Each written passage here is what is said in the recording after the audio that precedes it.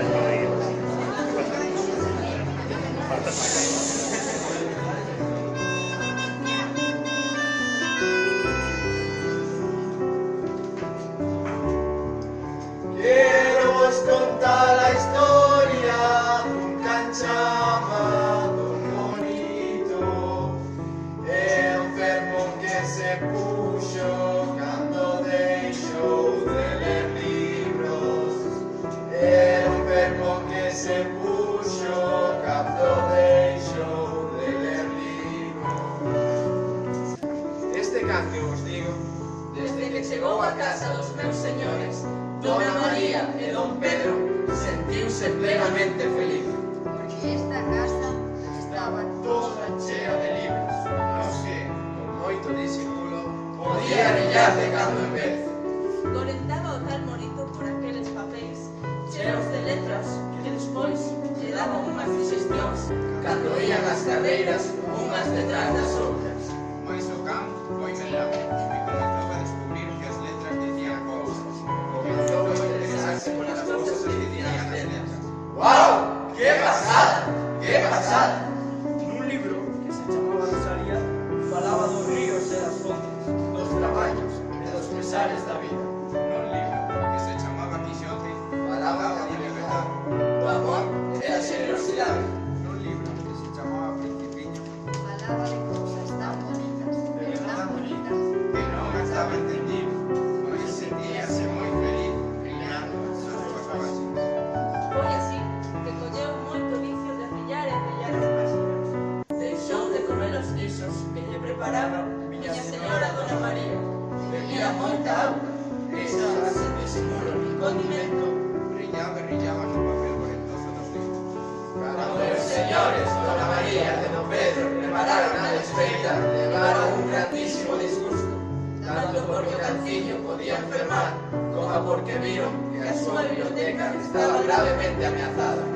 Despois de moito pensar, puxeron un aramado de galiñeiro por diante dos libros e ofreceron a Morito a prensa diaria. Díxolle miña señora Dona María, Convén que esteas informado do que pasa no mundo. recomendoulle meu señor Don Pedro. mas non te has credo a todo o que leu. E Morito desenganchouse dos libros e empregouse sen moito entusiasmo nos xornais. O papel era papel. E máis ou menos deixábase comer, pero as letras eran cousa mala, picaban na barriga como se fosen carrachos, producían vómitos, ás veces dabanlle desmayos. Foi nestes tempos cando Morito perdeu a cabeciña e deixou de chamar as cousas polo seu nome. Pobre Morito, se lle amosaba un reloxo dicía, Guau! Comer! Comer! se lle amosaba un zapato dicía, Guau, besar, besar. se lle amosaba unha flor dicía, Guau! Moito amor! Moito amor!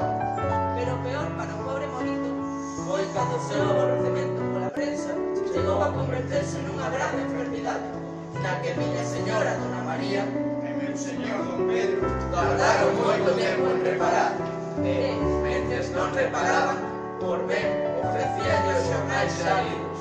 Morito rexeitábalos, xemía, ourizábanse os pelos. Sobre todo se vía na primeira páxina a un señor que así de entrada non imponía moito. Baixiño Mais ben delgado. sorriso tonto. Bigote raro.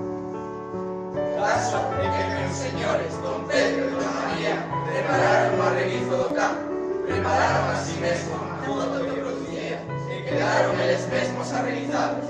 meu señor Don Pedro, mirando a foto, preguntou a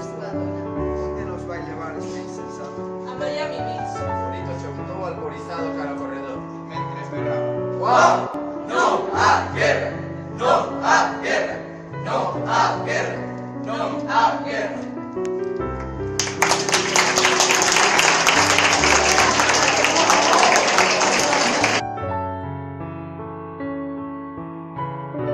Compañeros que participan na lectura. Verónica e Carla son uns ratos, os pardais e as gaciñas.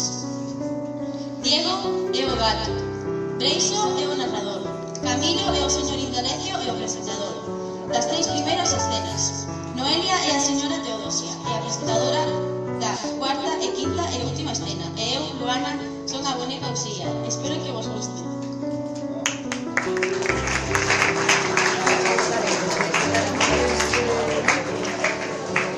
Esta obra titúlase La fiesta María Victoria Moreno, escritora a quien se dedica este año al Día de las Letras del Niño.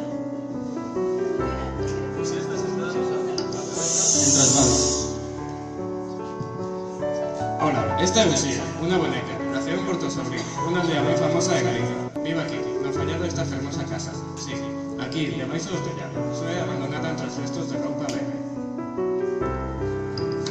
Niños agora en Felipe. Todos os domingos, a saída da misa, van abrindo no tellado estes pardais. Os pasariños deixan de dar voltas e quedan parados no sitio. Aparece en escena o señor Indalecio. Este é o señor Indalecio, o dono do xijo. A erva é miña, as vacas son miñas, o leite é meu, e os cartos de vender de quen son meus. Un fachentoso de moito cuidado, pero ainda máis a súa muller, a señora Teodosia, a dona da boneca Uxía. Mentres fala o narrador entra en escena a señora Teodosia. Máis dous veciños e os pasados comezan a dar voltas de novo. Non hai que manter unha casa forturenta, ata os pardais da fraga parecen que son nosos. Deixadevos de parpadas, os pardais de vencen por vir ao meu tellado. Mirades de non o que pago os amigos de saída da mesa. Sinala os pardais. Vedes, dúas personas ben fachentosas os donos do xijo, pero que non saben eles é porque van alrededor destes tellados pardais.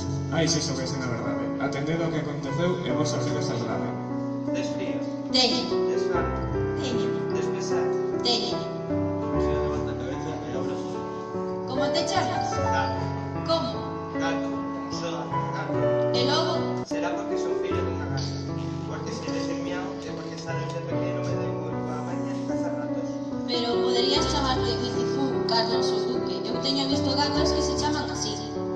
Sería gatos caseiros, eses que comen do prato do amo. Pero eu son un gato de pallado. Gato, graciñas por despertarme. Se non chega a ser por ti, non despertaría nunca. Miau. Eu chamo Uxía. E son unha boneca abandonada. E por que che gusta tanto dormir, Uxía? A min non me gusta dormir. O que pasa é que se me deixas deitada, pecho os ollos. Que che gusta logo? A min gustame xogar. Xogamos. Que cousa é xogar? Pois é inventar un mundo bonito e vivir un tempiño neno. Podes inventar un mundo bonito? Sí, O máis bonito de todo? sí. Rapaciña, solamente sabes decir sí, sí e sí. Tamén sei dicir que non. Mira, non! Miau. O gato mira apesarado e dalle a man e a súa la alegre. Imos xogar logo. Dime como xogar. Eu era nai e ti a miña filla. Non, eu son un gato. Pois eu era un policía, o ladrón e ti un policía. Non, eu non sei que cousa o ladrón sin un policía. Pois eu era criada e ti a señora. Está ben, pero coa condición de que a señora está sempre con as sardinas. De acordo. O gato danza a man demostrando que se dará con acordo. Pobre gato, non sei nada ahorita porque sempre estivo pechado no follado. A boneca ainda tivo vida antes de ser abandonada. Cando andaba por toda a casa coa nena que era a súa ropa. Ata estivo na playa e nos nada. Ademais, ser boneca ten ventaxas. Non existe comer, a zona lle considera como ella. Pero o pobre do gato non. O gato ten come e nada. Mirad. O gato corre tras os pasaros e os retos escapan del de medio. Podríamos explicar, non queremos.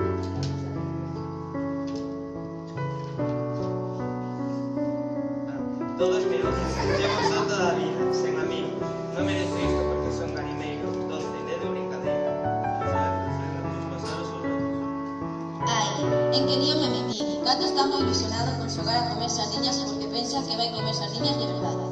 Como te vou dicir que as sardiñas de xoguete non se comen? Lucía anda de esquerda a dereita, rañando a cabeza en matonona. Achégase gato. Cando xogamos, Un día destes. Gato vai ser triste. as 11 e veo os barcos cheos de sardiñas escondidas. Uxía, esas sardiñas son para xogarnos. O máis seguro, E que non as vai traer? Nós non podemos ir acompañados. o rato, pero a condición de que sexas máis considerado con eles. Dirixindo ao público, Ai, estou inventando todo. Como saio desta? Ocorrese vos algo? Pois vou falar por ratos, non teño outra solución. dirixindo aos ratos, Tedesme que axudar con este problema que teño. O gato, preciso que villedes na porta do fallado ata facer un buraquiño por onde poida sair ele. os ratos van e volven cun aro que fai de buraco, e Lucía chégase ao agua.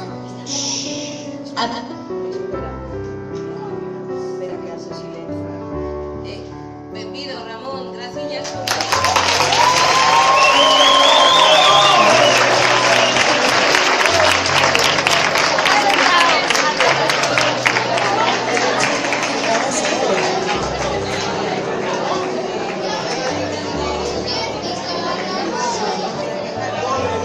Espera que hace silencio.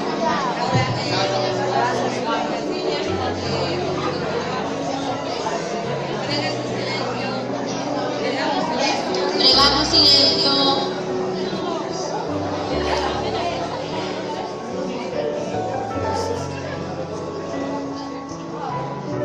Graciñas, seguimos despois. Ui.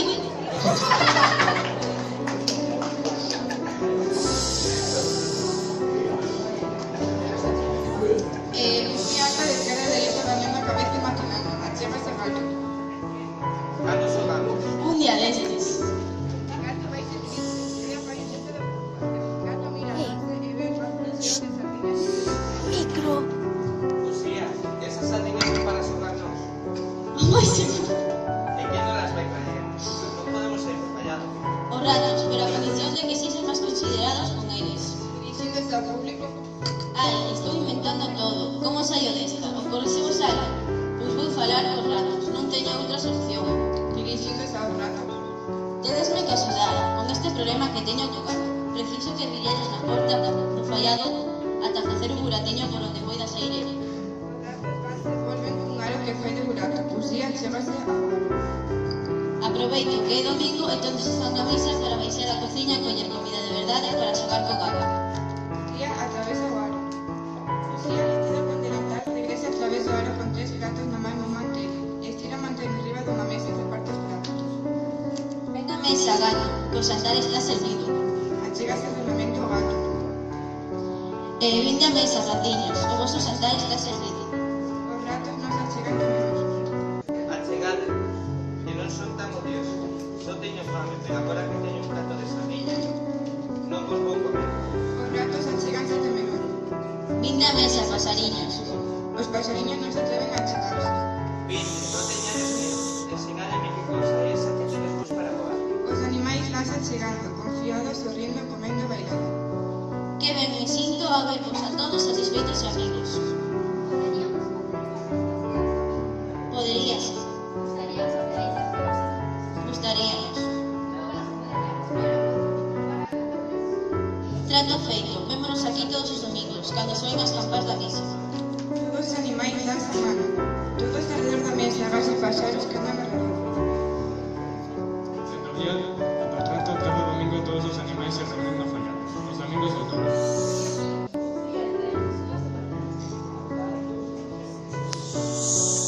Os paxariños veñen coa cartolina de outono.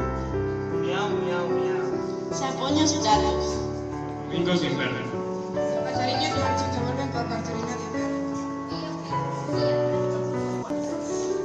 Miau, miau, miau. Xa poño os pratos. Domingos de primavera.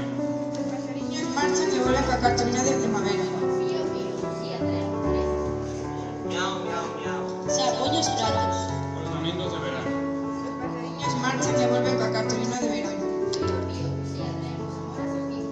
Miau, miau, miau. Xa poño os pratos. Todos os animais póñense da man e póñense detrás do narrador.